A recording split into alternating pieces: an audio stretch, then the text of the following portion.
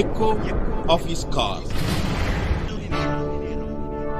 கர்த்தருக்குள் பிரியமான என் அன்பு சகோதர சகோதரிகளே, ప్రభు నందు ప్రియమైన నా సహోదరి సహోదరులారా, ஆண்டவராகிய இயேசு கிறிஸ்துவ நாமத்தில் உங்களை அன்புடன் வாழ்த்துகிறேன். ప్రభువైన యేసుక్రీస్తు నామం నందున మిమ్మల్ని అందరినీ ప్రేమతో ఆహ్వానిస్తున్నాను. நம்முடைய அழைப்பின் எதிரொலி ஊழியத்திற்கு ஒரு அழகான அச்சு எந்திரத்தை கொடுத்து ஒரு பிரிண்டிங் பிரஸ்ஸை கொடுத்திருக்கிறார்.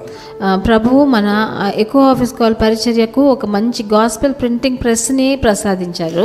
அதிலே தான் உலகத்தின் பல தேசங்களில் உள்ள மொழிகளில் உள்ள புத்தகங்களையும் நம்முடைய பத்திரிகைகளையும் அச்சிட்டு இலவசமாய் அனுப்புகிறோம். దాని మూలంగానే మన లోక అంతర్జాతీయంగా మనం మన పుస్తకాలని, మన ట్రాక్ట్స్ అన్ని ప్రింట్ చేసి మనం ఇక్కడ నుంచి పంపిస్తున్నాము. நாங்கள் உங்கள் ஜெபங்களை எதிர்பார்க்கிறோம். మేము మీ ప్రార్థనలను ఎదురు చూస్తున్నాము. நாங்கள் உங்களை வாழ்த்துகிறோம். మేము మిమ్మల్ని అందరినీ మీకందరికీ మంచి జరగాలని ప్రార్థిస్తున్నాం. எரேமியா தீர்க்கதரிசியின் புஸ்தகம் 29ஆம் அதிகாரம் 12ஆம் வசனம் விதமாக சொல்கிறது. యెరెమీయా గ్రంథం 28వ అధికారం 12వ వచనం ఇలా సెలవిస్తుంది. நீங்கள் கூடி வந்து என்னை தொழுது கொண்டு என்னை நோக்கி விண்ணப்பம் பண்ணுகிறவீர்கள், நான் உங்களுக்கு செவி கொடுப்பேன். మీరు నాకు మొర్ర పెట్టుదేరేని, మీరు నాకు ప్రార్థన చేయుచు వత్తురేని, నేను మీ మనవిని ఆలకింతును అని రాయబడి ఉన్నది. நாம் ஆராதிக்கிற தேவன் நம்முடைய ஜெபங்களுக்கு பதில் கொடுக்கிறவர். మనం ఆరాధించే ప్రభు మన ప్రార్థనలకు బదులిచ్చే దేవుడు, நம்முடைய ஜெபங்களுக்கு செவி கொடுக்கிறவர், మన ప్రార్థనలకి చెవియొగ్గి వినే దేవుడు. நாம் ஏறெடுக்கிற ஒவ்வொரு சின்ன சின்ன ஜெபங்களுக்கும் அவர் பதிலளிக்கிற தேவன். మనం ఆయన దగ్గర మొరపెట్టే ఒక్కొక్క చిన్న చిన్న ప్రార్థనకి ఆయన బదులిస్తాడు. இந்த விஷயத்தில் ஆண்டவருக்கு ஒரு எதிர்பார்ப்பு நம்மிடத்தில் இருக்கிறது. ఈ విషయంలో ప్రభు మన దగ్గర ఒక ఆయన మన దగ్గర ఒకటి ఎదురు చూస్తున్నాడు. அவர் நம்முடைய ஜெபங்களுக்கு பதில் கொடுக்க ஆயத்தமாயிருக்கிறார். ఆయన మన ప్రార్థనలకి బదులిచ్చేదానికి సిద్ధంగా ఉన్నాడు. நம்முடைய கஷ்டமான வார்த்தைகளையும் கூக்குரலையும் கேட்டு அவற்றுக்கு பதில் கொடுத்து செயல் வடிவம் கொடுக்க விரும்புகிறார். మన ప్రార్థనలకి బదులిచ్చి దానికి ఒక ముఖ్యమైన దానికి ప్రణాళికను పెట్టుకొని ఉన్నాడు మన ప్రభు. நம்முடைய விருப்பங்களுக்கு செயல் வடிவம் கொடுக்க அவர் விரும்புகிறார். మనం ఏం ఆశిస్తున్నామో దానికి సమకూర్చునే దానికి ఆయన ఒక ప్లాన్ పెట్టుకొని ఉన్నాడు. அதற்கு ஒரு எளிதான வழியை ஆண்டவர் சொல்லி கொடுத்திருக்கிறார். దానికి ఒక సులువైన దారిని కూడా ఆయన మనకి నేర్పించాడు. நீங்கள் கூடி வர வேண்டும், మీరందరూ కలిసి నా దగ్గర రావాలి. அதாவது தேவனுடைய பிள்ளைகள் கூடி வர வேண்டும். అలాగంటే దేవ జనులు వాళ్ళందరూ కలిసి నా దగ్గరికి రావాలి. தனி ஜெபம் தேவை, విడిగా ప్రార్థన చేయడం కావాలి. குடும்ப ஜெபம் தேவை, కుటుంబంగా కలిసి ప్రార్థన చేయడం కూడా, கூட்டு ஜெபம் தேவை, మనందరూ కలిసి ప్రార్థన చేయడం కూడా కావాలి. எல்லா நேரங்களிலும் ஜெபம் தேவை, అన్ని సమయాల్లో కూడా ప్రార్థన చేయాలి. ஆனால் அதோடு கூட நாம் ஜனங்கள் விசுவாச மக்கள் சேர்ந்து ஜெபிக்க நாம் நேரம் கொடுக்க வேண்டும். దీంతో పాటు మన విశ్వాస జనులు అందరూ కలిసి ఆయన యొద్దకు వచ్చి మనం కలిసి ఆయన దగ్గర మొరపెట్టాలని ప్రభు ఎదురు చూస్తున్నారు. தேவ மக்கள் கூடி வர வேண்டும். ప్రభువు జనులు, దేవ జనులు అందరూ కలిసి రావాలి. அவரை உண்மையாய் தொழுது கொள்ள வேண்டும். ఆయన నిజంగా ఆరాధించి ఆయనని ప్రార్థించాలి. இந்த நாட்களில் ஜனங்கள் கூடி வருகிறார்கள். ఈ రోజుల్లో ప్రభు జనులు కలిసి వస్తున్నారు, కానీ ஆராதிக்கிறார்கள், ఆరాధన చేస్తున్నారు, துதி செலுத்துகிறார்கள், వాళ్ళందరూ స్తుతిస్తున్నారు, ஆனால் ఆண்டவரை தொழுது கொள்ளுகிறதில்லை. కానీ ఆయనని ఇంకా ఆరాధించడం లేదు. இந்த செய்தியை கேட்கிற நீங்கள் ஆண்டவரை தொழுது கொள்ள கற்றுக்கொள்ள வேண்டும். నా మాట వినేవాళ్ళు ప్రభువుని ఆరాధించాలి మనసుతో. கிறிஸ்தவர் அல்லாத மார்க்கத்தில் உள்ள மக்கள் அவர்கள் தெய்வங்களை தொழுது கொள்கிற முறைகளை பாருங்கள். ఆయన ప్రార్థన చేసే విధాలను మిగతా జనుల నుంచి, క్రైస్తవులు కాని జనుల దగ్గర నుంచి చూడండి.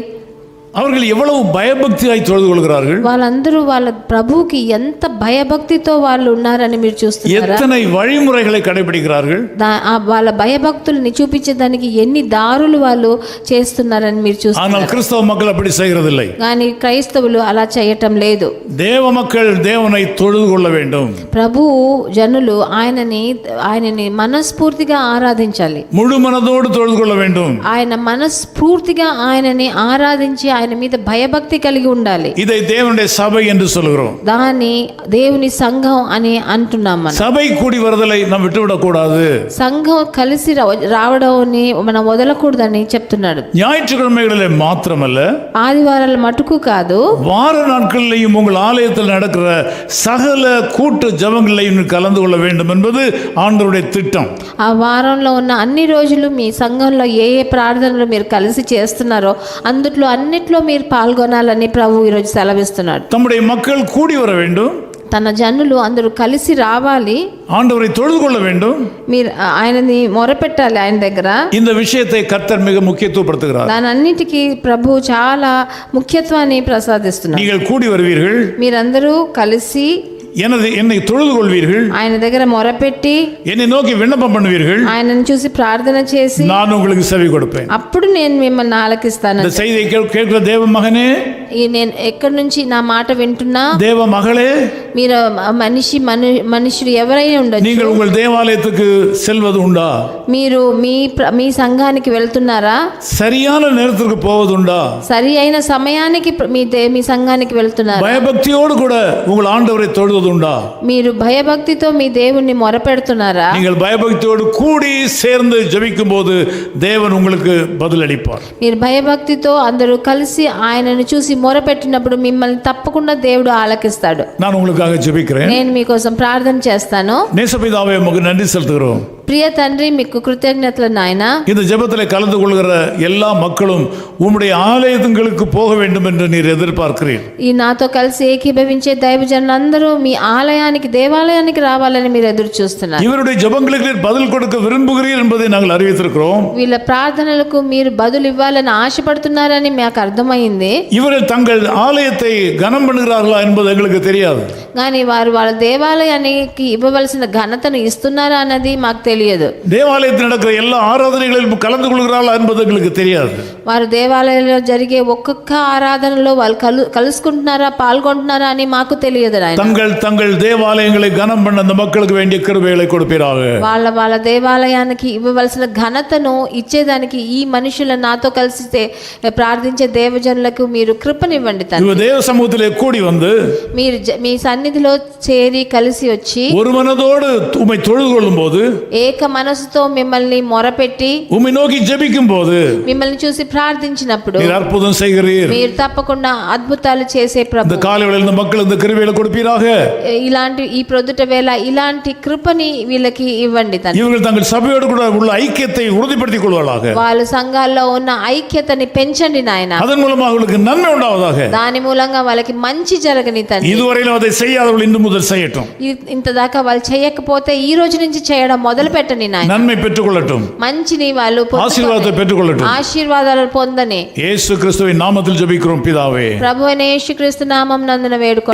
தைத்திடினும் ஆனந்தமே பரமானந்தமே இயேசு அண்ணலை அண்டினோர் கானந்தமே ஆனந்தமே பரமானந்தமே இயேசு ஆனந்தமே பரமானந்தமே இயேசு அண்ணலை அண்டினோர் கானந்தமே.